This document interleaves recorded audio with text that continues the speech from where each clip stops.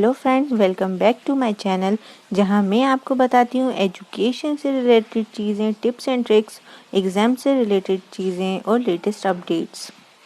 तो अगर आप मेरे चैनल पर न्यू हैं या आपने अभी तक मेरे चैनल को सब्सक्राइब नहीं किया है तो मेरे चैनल को सब्सक्राइब कर लिए ताकि कोई भी इन्फॉर्मेटिव वीडियो की नोटिफिकेशन आप तक पहुंच जाए सबसे पहले। तो काफ़ी बच्चों की रिक्वेस्ट आ रही थी कि उन्हें पेडागॉजी ऑफ इंग्लिश लैंग्वेज के कुछ इम्पोर्टेंट क्वेश्चन चाहिए, तो मैं आज आप लोगों को वो पेडागॉजी ऑफ इंग्लिश लैंग्वेज के इम्पोर्टेंट क्वेश्चंस देने वाली हूँ। तो आप लोग उसको अच्छे से पढ़ना। और दूसरी बात ये है कि ये जो मार्क्स हैं इसके, ये 70 मार्क्स का आएगा और इसमें आपके पासिंग मार्क्स होंगे 24। जो आपका पेपर है वो 70 मार्क्स का आएगा और आपके पासिंग मार्क्स होंगे 24। वीडियो स्टार्ट करने से पहले मैं आप लोगों से एक चीज़ बोलना चाहूँगी कि प्लीज़ अगर आपकी फैमिली में या आपके फ्रेंड्स में कोई डीएलएड कर रहा है और उसको इस नोट्स की ज़रूरत है तो प्लीज़ उनके साथ शेयर करिए ताकि उनकी भी हेल्प हो जाए। और दूसरी बात यह है कि आप लोगों की रिक्वेस्ट पे मैं ये वीडियो बना रही हूँ। तो मैंने इस वीडियो में क्वेश्चन ही क्वेश्चन दिए हैं जो आपको आसानी से आप सर्च करेंगे अपने गूगल पे तो आपको आसानी से उसके आंसर्स मिल जाएंगे। तो चलिए फिर हम स्टार्ट करते हैं अपनी वीडियो को। तो सबसे पहले मैं आप लोगों को बता रही हूँ कुछ ऑब्जेक्टिव टाइप क्वेश्चंस और एक्सरसाइजेस। तो हमारा फर्स्ट है the aim of dictation is to make students. आपको 4 ऑप्शन दिए जाएंगे, अनएजुकेटेड, एजुकेटेड, फॉर्मल और इनफॉर्मल। इसका सही आंसर होगा एजुकेटेड। ठीक है। फिर दूसरा है official letters are dash letters. जो ऑफिशियल लेटर्स होते हैं वो कौन से लेटर्स होते हैं? तो वो होते हैं formal letters. In how many forms can letter be divided? कितने तरीकों में जो लेटर है वो डिवाइड हो सकता है? तो वो है 3 फॉर्म्स में। फिर नेक्स्ट क्वेश्चन है व्हाट इज सीसीई? तो सीसीई क्या होता है? कंटिन्यूअस एंड कॉम्प्रिहेंसिव इवेल्युएशन, यानी बी वाला। टाइप्स ऑफ इवेल्युएशन आर, कितने टाइप के इवेल्युएशन होते हैं? तो या तो आपको पूछ सकते हैं कि इसमें से कौन सा टाइप है इवेल्युएशन का, तो इसका सही आंसर होगा डायग्नोस्टिक इवेल्युएशन। फिर नेक्स्ट क्वेश्चन है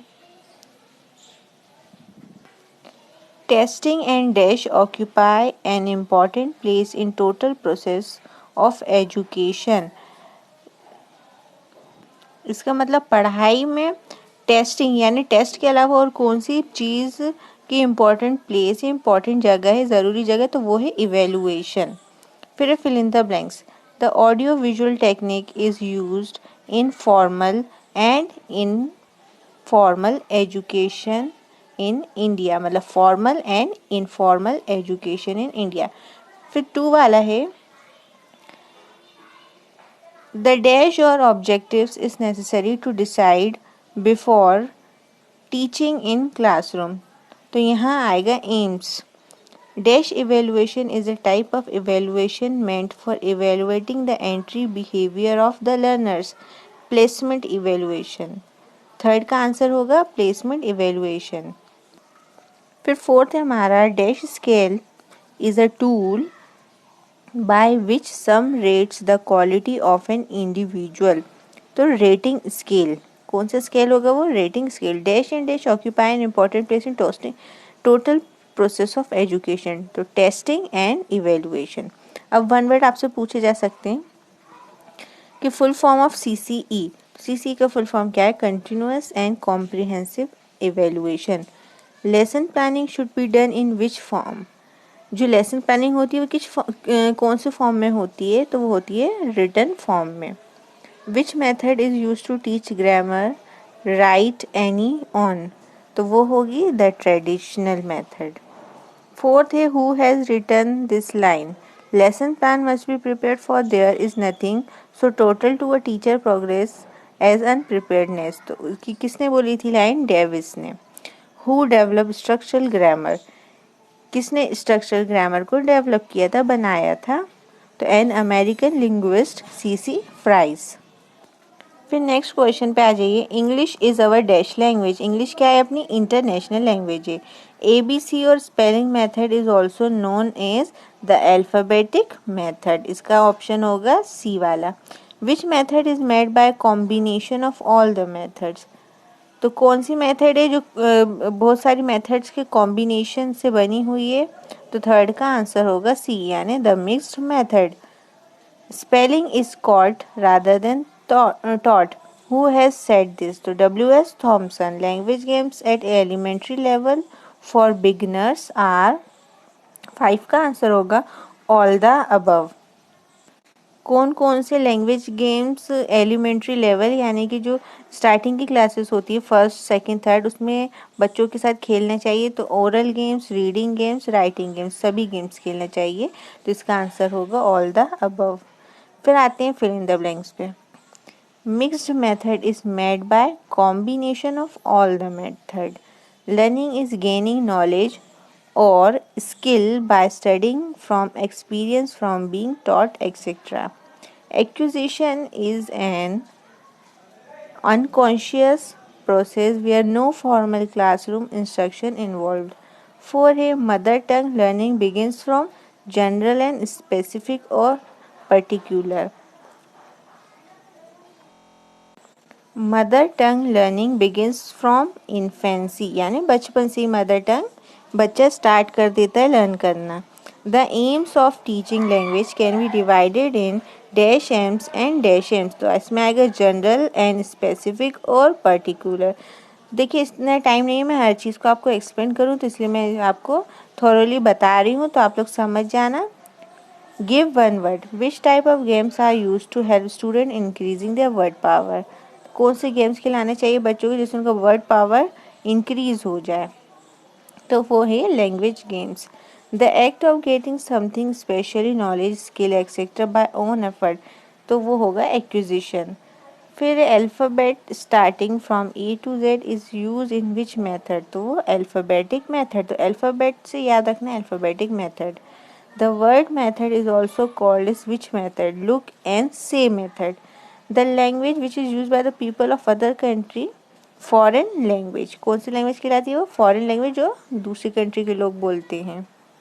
तो अब आते हैं हम क्वेश्चन आंसर पे। तो हमारा फर्स्ट क्वेश्चन है general principles of English language teaching. जो जनरल प्रिंसिपल्स है यानी इंग्लिश लैंग्वेज टीचिंग के जो मेन सिद्धांत हैं वो कौन कौन से हैं? What are the causes responsible for the downfall of the standard of English and how to improve it? इसका मतलब है इंग्लिश का जो स्टैंडर्ड है वो दिन पे दिन गिरता जा रहा है। वो किस किस चीज़ों की वजह से गिर रहा है और उसको हम कैसे इम्प्रूव कर सकते हैं? Explain need of English language. English language की क्या नीड है यानी क्या ज़रूरत है? Advantage of play method in the teaching of English. इसका मतलब खेलने कूदने का जो तरीका है उसका क्या फ़ायदा है इंग्लिश टीचिंग में यानी इंग्लिश को पढ़ाने में। फिर नेक्स्ट है फंक्शंस ऑफ इंग्लिश लैंग्वेज। यहाँ पर आपको इंग्लिश लैंग्वेज के फंक्शंस बताने हैं कि इंग्लिश लैंग्वेज के क्या फंक्शन है, कहाँ का यूज़ होती है। Discuss briefly the place of English in present days. आजकल के ज़माने में आजकल के दिनों में जो इंग्लिश है उसकी क्या जगह है? तो क्वेश्चन नंबर 6 वो है। फिर explain importance of mother tongue teaching of English. अब आपको इसमें बताना है कि आपकी जो मदर टंग है उसकी क्या इम्पोर्टेंस है इंग्लिश को सीखने में। मतलब अगर आपको मदर टंग आती है तो आप उससे इंग्लिश कैसे सीख सकते हो। अब फिर है what is role play. Role play क्या होता है? फिर describe the quality of English teacher at all stages and role of English teacher. यहाँ पर आपको एक इंग्लिश टीचर की क्वालिटी बतानी है और उसका इंग्लिश सिखाने में क्या रोल होता है।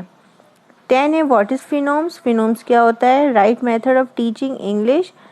इंग्लिश पढ़ाने के क्या क्या मेथड होते हैं। What are the qualities of a good text book in English.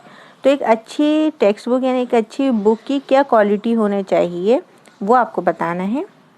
तो आप उसमें बता सकते हैं कि उसकी लैंग्वेज इजी होना चाहिए, उसमें बहुत सारी पिक्चर होना चाहिए ताकि बच्चों को वो अट्रैक्ट कर सके।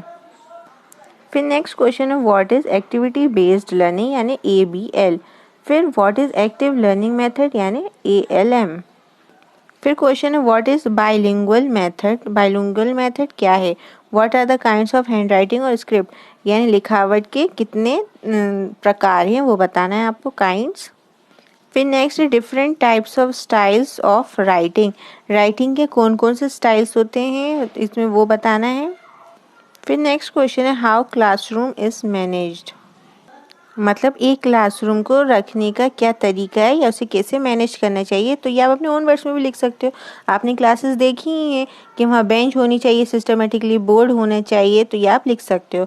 What are measures to develop correct speech habit. इसका मतलब कौन कौन से तरीकों से हम लोग अपने बोलने की आदत को करेक्ट कर सकते हैं, क्योंकि बहुत से लोग क्या होते हैं गलत बोलते हैं, तो उसको हम सही कैसे कर सकते हैं, तो हमें वो तरीके बताना है। व्हाट आर द क्वालिटीज़ और importance of good hand writing. एक अच्छी हैंड राइटिंग की क्या क्या क्वालिटीज़ होने चाहिए और उसकी क्या क्या इंपॉर्टेंस है वो बताना है। What is pre reading, while reading and post reading. यहाँ मैं आप लोगों को इसका मीनिंग बता दूँ। प्री रीडिंग मतलब होता है रीडिंग से पहले, मतलब पढ़ने से पहले। वाइल रीडिंग मतलब पढ़ने के दौरान। पोस्ट रीडिंग मतलब पढ़ने के बाद। फिर है what is letter writing and its types. आपको बताना है लेटर राइटिंग क्या है, उसके टाइप्स क्या है। देखो मैंने यहाँ 3 टाइप लिख दिए हैं, प्राइवेट, ऑफिशियल और बिजनेस। ठीक है। What are flash cards. Flash cards क्या होता है। अब जैसे मैं आप लोगों को शॉर्ट में बता देती हूँ फ्लैश कार्ड क्या होता है। एक तरीके के कार्ड होते हैं जो आपको मार्केट में भी मिल जाते हैं और वो हम लोग खुद भी बना सकते हैं। उस पर पिक्चर्स बनी होती हैं, लेटर्स बने होते हैं, जिसको दिखाकर हम बच्चों को कोई भी लैंग्वेज सिखा सकते हैं, जिससे को बच्चे देखने के बाद उस चीज़ को आसानी से लंबे टाइम तक याद रखते हैं। उसी को कहते हैं फ्लैश कार्ड्स। फिर नेक्स्ट क्वेश्चन है व्हाट इज़ मिक्स्ड मेथड। फिर नेक्स्ट है व्हाट इज़ OER। OER मतलब ओपन एजुकेशनल रिसोर्सेज, मतलब आप जहाँ से आसानी से जो एजुकेशनल रिसोर्सेज ओपन होते मीन जहाँ पर आप आसानी से आप कुछ भी एजुकेटेड से रिलेटेड चीज़ें देख सकते हैं, उसको हम कहते हैं ओपन एजुकेशनल रिसोर्स। जैसे कि सबसे बड़ा एग्जांपल है इंटरनेट, जो कि फ्री होता है और ओपन होता है कि आप उस पर कुछ भी डाल के सर्च कर सकते हो और आपको उसका रिजल्ट मिल जाता है। तो सबसे मेन एग्जांपल है OER का इंटरनेट। फिर नेक्स्ट क्वेश्चन है हमारा व्हाट इज़ मॉनिटरिंग। अब जो मॉनिटरिंग होता है वो एक तरीके की प्रोसेस होती है जिसमें जो टीचर्स होते हैं वो बच्चों की प्रोग्रेस पर नज़र रखते हैं कि उन्होंने अपने पिछले टेस्ट में या पिछले एग्ज़ाम में कैसा करा था और इस एग्ज़ाम में उनकी कितनी प्रोग्रेस हुई है, उसी को हम कहते हैं मॉनिटरिंग। आम भाषा में देखें तो मॉनिटरिंग मतलब होता है देख रेख या नज़र रखना। अब next, why is teachers diary maintain.